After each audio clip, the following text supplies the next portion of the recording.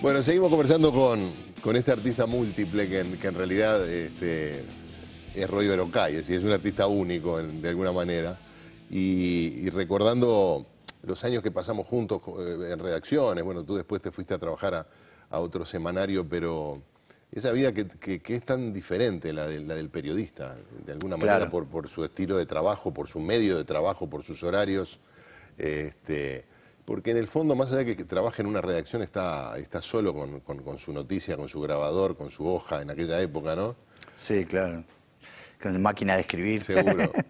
Pero lo visualizo como un trabajo que quizás resulte menos creativo o que te fastidie más tener que terminar el trabajo como sea, a lo que es una tarea creativa como puede ser la del escritor o la del músico. Claro, yo creo que el periodismo, si vos querés ser periodista, yo creo que es el mejor trabajo del mundo, de verdad. Si alguien me dice, un trabajo, elegí un trabajo de todos los que tuviste, qué sé yo, periodista. Todas las veces es diferente, tiene desafíos constantes, aprendés pila, o sea, de la gente, de todo. Ahora, si vos querés ser escritor, el periodismo es una etapa que yo siempre me lo tomé así, como intermedia de aprendizaje de disciplinas. O sea, un periodista escribe, llegás a la redacción a las 9 de la mañana, ¿no? Te acostaste a las 5, andás a ver, qué sé yo, y tenés que entregar la nota a las 11 y te sentás y la haces. O sea, no hay, hoy no tengo ganas de escribir, me duele la cabeza, nada, la haces. Y entonces te da una disciplina, eso que después aplicada a la escritura creativa es muy bueno. Y a su vez te da una fluidez de redacción. O sea, si vos pasaste, no sé, 15 años escribiendo en diario, semanario, qué sé yo, después te sentás a escribir un cuento, no te pones a pensar en el verbo, en cómo armar la frase, el párrafo, eso sale solo, entonces solo tenés que pensar en qué es lo que querés decir. Y entonces yo creo que a mí el periodismo me formó mucho, me dio un sentido del ritmo, me dio un sentido también de la economía. Yo no puedo escribir libros muy largos, bueno, 13 años de agencia internacional, Claro. ¿no? Donde la principal noticia del año tenía 12 párrafos, qué sé yo. Entonces, como una canción de 3 minutos. claro, más o menos. Entonces, eso te da como una especie de rigor también, que está bueno. Y a su vez, como experiencia, cosas como la concentración, o sea, una cosa es escribir en tu casa, en las tojas, los pajaritos, y otra cosa es escribir rodeado de 20 tipos gritando por teléfono, haciendo broma, uno pidiendo el café al mozo. Y acordate, demás, en la época que esos 20 tipos tenían cada uno una máquina de escribir que hacía un estruendo, ¿no? además. Eso se ha perdido, por suerte. Sí.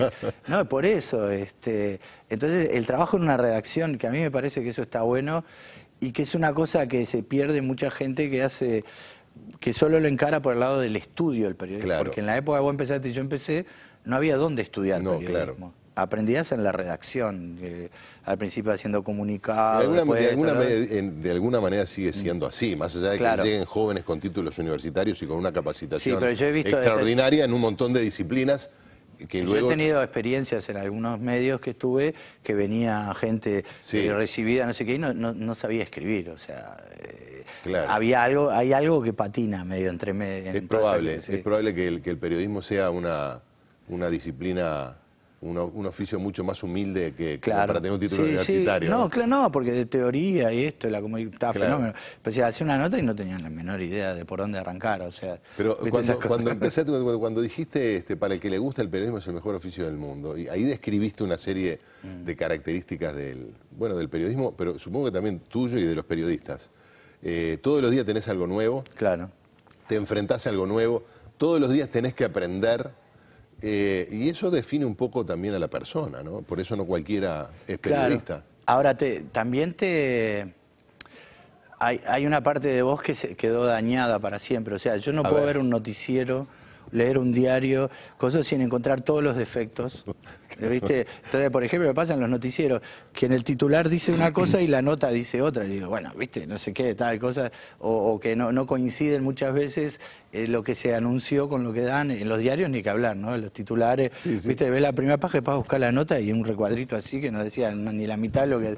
Y esas cosas a mí me sacan, yo digo, pero por favor, viste, esas cosas. Porque claro, es como una deformación profesional, el ver el... ¿Y eso cuánto hace que dejaste el periodismo? Y debe hace como 6, 7 años ya. ¿Te costó tomar esa decisión? No, porque cuando lo consideras como una etapa intermedia para llegar a tu meta, que es la de ser escritor, llega un momento que te empieza como a trancar y a pesar. Sí, porque ¿Pero por qué? ¿Por las horas que te quita? Claro, por el cansancio. O sea, vos estás todo el día en una redacción escribiendo y estás trabajando en un libro. Llegas a tu casa y no tenés ganas de sentarte a escribir. Claro. Y en tu día libre... Como el ginecólogo. Sentarte a escribir, ¿entendés? O sea, bueno, el ginecólogo no sé. Podría ser. No importa. Pero bueno. Te saqué de tema. No, porque aparte estaba pensando en la otra opción, ¿no? Claro. No, tú estabas no sé si en el mejor de los mundos posible, pero trabajabas en el semanario Búsqueda escribiendo de música. Entonces, cuando dijeron, viste que Roy deja, y digo, pero ¿y por qué? Bueno, ahora tengo la respuesta. El mejor de los mundos posibles. No, bueno, dicho en términos un poco humorísticos, ¿no? Claro. La sección Cultura, yo me llevaba muy bien con la gente que trabaja ahí. No compartía todo ahí de todo lo que salía. Y bueno, y había gente con la que me llevaba muy bien y gente con la que no me llevaba para nada bien. Yo qué sé, es un lugar medio especial para trabajar. Aprendés mucho de otros y también das mucho y se exige mucho. Y como que tiene sus pros y sus contras como cualquier otro lado, ¿no? Eso, cuando tú dejaste el periodismo ya eras un escritor muy conocido y muy exitoso. Sí, lo que pasa que llegar a vivir de eso acá es bastante difícil. Entonces, durante muchos años el periodista mantenía al escritor y al músico. Después el periodista y el escritor mantenían al músico y hasta que al final más o menos pude... Lo que nunca va a ocurrir es que el músico mantenga al escritor y al periodista, ¿no? Esa es difícil. Pero bueno, el músico ha progresado bastante. Claro. Ahora, bueno, de hecho vivo de la música y la escritura, ¿no? A raíz del espectáculo. A raíz claro, sí, de que empecé a tocar con Ruperto Rock and Roll y los libros, ¿no? Y más que nada a partir de que los libros empezaron a publicarse en Argentina. Que eso fue lo que me dio un poco como una red de seguridad para tirarme y ver si podía vivir de eso y bueno. Tenés ingresos regulares, digamos. Ahí va, ahí va. No una cosa extraordinaria, pero me da como un sueldo, digamos. Sí. En el caso bueno, no del Sapo Ruperto, que fue tu primer trabajo, de Roy Verocay como escritor, sería una singularidad que tú empezaste a visitar escuelas y estar en contacto con los alumnos, con los niños, y que te fue muy bien también.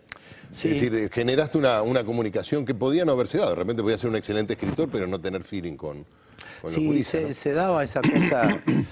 Ahora voy poco, porque en realidad tengo poco tiempo, pero se daba una cosa muy linda también.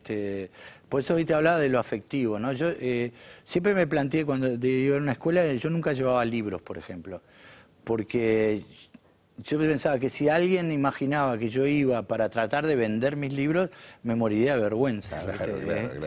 Porque yo soy de la generación esa que lo que es muy comercial, como viste, como que te da cierto pudor y tal, ¿viste? Entonces yo no llevaba libros. Por ahí capaz que yo acababa de publicar un libro y si nadie me preguntaba, ni siquiera mencionaba, ¿viste? Porque era una cosa...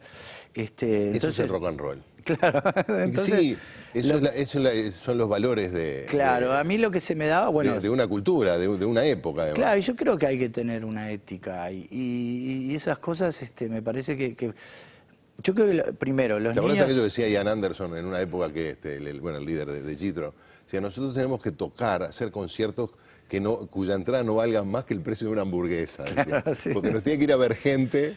Claro. Que tenga para comerse una hamburguesa y para el concierto, ¿no? Sí, y es eso. Y yo creo que, siempre se dice, viste, eso de que los niños son muy inteligentes, pero son de verdad muy inteligentes. Y yo cuando doy una charla para niños, hablo como estoy hablando ahora contigo, no, Claro. no cambio la voz, no pongo palabras, ¿viste? No, o nada. Y entonces yo creo que ellos valoran eso porque se sienten como valorados, a su vez reconocidos.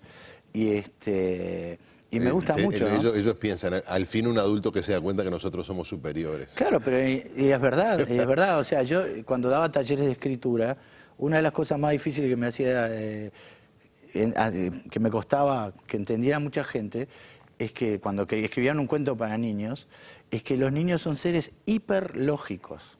Entonces vos podés escribir un cuento de un tipo que está en un estudio así de televisión y de pronto sale volando. Pero el niño va a decir, ¿y por qué sale volando? O sea, tenés que justificar lo que haces. O sea, vos lo podés justificar porque decía, bueno, el agua tenía mucho gas y entonces no sé cuánto, ¿viste? Le buscás la vuelta, le das la licencia para creerlo. Pero no podés hacer cualquier cosa en un cuento para niños. Y mucha gente se cree, ¿viste? Y entonces encontró el zapato mágico y, ¿viste? ¿Y para cómo? ¿Y por qué? De hecho, yo leí un cuento para niños que escribió Saramago que me pareció una reverenda porquería. Claro, de verdad, el niño estaba en un lado y de pronto iba a la luna y volvía y vos decís, ¿y por qué cómo fue a la luna? ¿Y por qué no se murió en el patio? Un niño te diría, pero en la luna no hay oxígeno. Claro. ¿Y cómo volvió? ¿Y cómo fue? ¿Viste? Estaba todo lleno de cosas así que vos se lo dirías a un niño te lo tiraba por la cabeza. Vamos a hacer una pausa y después seguimos hablando con Roy Berocay.